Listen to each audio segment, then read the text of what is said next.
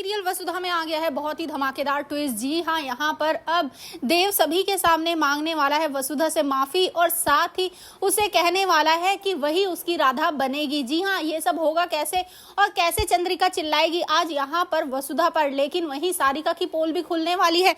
चलिए बताते हैं और क्या क्या होगा। लेकिन हाँ, अगर अभी तक आपने हमारे चैनल को सब्सक्राइब नहीं किया है तो जल्दी से कर लीजिए, जहाँ आप आने वाले ट्विस्ट में देखने वाले हैं कि असल में होता कुछ ऐसा है कि यहाँ पर बहुत ही ज्यादा परेशान होती है वसुधा। वो वापस तो आ गई है लेकिन साथ ही वो जन्माष्टमी मनाते ही यहाँ से चली जाएगी, जिसके बाद वो लौट कर नहीं आएगी। और यहीं पर जब ये बात उसके बाबा को पता चलती है तो वो उससे पूछते हैं कि लाडो तो सच में चली जाएगी क्या। यहाँ पर वसुधा को बुलाने तभी आ जाती हैं बुआ और साथ ही कहते हैं कि चल, सबको बुलाया है छोटी मालकिन ने।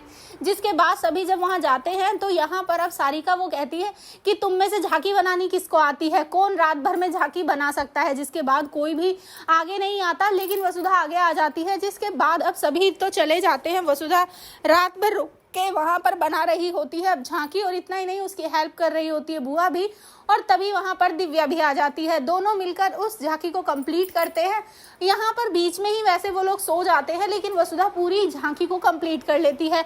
और तभी यहाँ पर जो सारिका है वो सो रही होती है सोफे पर, और यहीं पर दिव्या एक सेल्फी लेती है और साथ ही सभी सोने के लिए चले जाते हैं। वहीं सुबह जब होती है तो चंद्रिका आकर खुश हो जाती है कि भाई झांकी तो सच में बहुत सुंदर बनी है। जैसे ही यहाँ पर अब सारिका उसका क्रेडिट खुद ले रही होती है तभी दिव्या ऊपर से आ जाती है और कहती है कि मासा, ये सब इन्होंने नहीं बल्कि वसुधा ने बनाया है, क्योंकि वसुधा ही रात भर जगी थी इसे बनाने के लिए।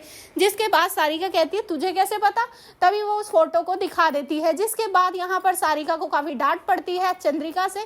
चंद्रिका कहती है कि रात को सबसे पहले ना तुझे माफी मांगनी है वसुधा से, वो भी सभी के सामने। जिसके बाद अब यहाँ पर सारिका सोचती है कि ऐसा तो नहीं होने वाला, आज तो मैं उसे फंसा कर रहूंगी। यहाँ पर अब जब राधा बनने की बारी आती है तो राधा और कृष्ण की ड्रेस को भेजा जाता है अविनाश और दिव्या के पास। लेकिन यहाँ पर अब अविनाश होता है वो यहाँ पर देव को अपनी ड्रेस दे देता है और सारिका वो वापस ले जाती है दिव्या की ड्रेस की इसका हुक टूटा है, मैं सही करके भिजवाती हूँ।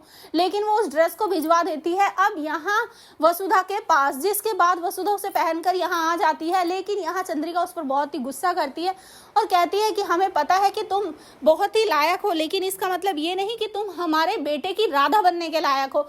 लेकिन यहाँ पर अब जो देव है वो सबके सामने वसु से माफी मांगेगा और साथ ही उसे कहेगा कि वसु तुम मेरी राधा बन सकती हो। तो अब देखना इंटरेस्टिंग होगा क्या यहाँ पर अब देव इनडायरेक्टली या डायरेक्टली अपने प्यार का इजहार करेगा वसुधा से। आपको क्या लगता है? एक्साइटेड आने वाले ट्विस्ट के लिए हमें जरूर बताएं। ऐसे ही खबरों से जुड़े रहने के लिए आप हमारे चैनल को जरूर सब्सक्राइब कर लें।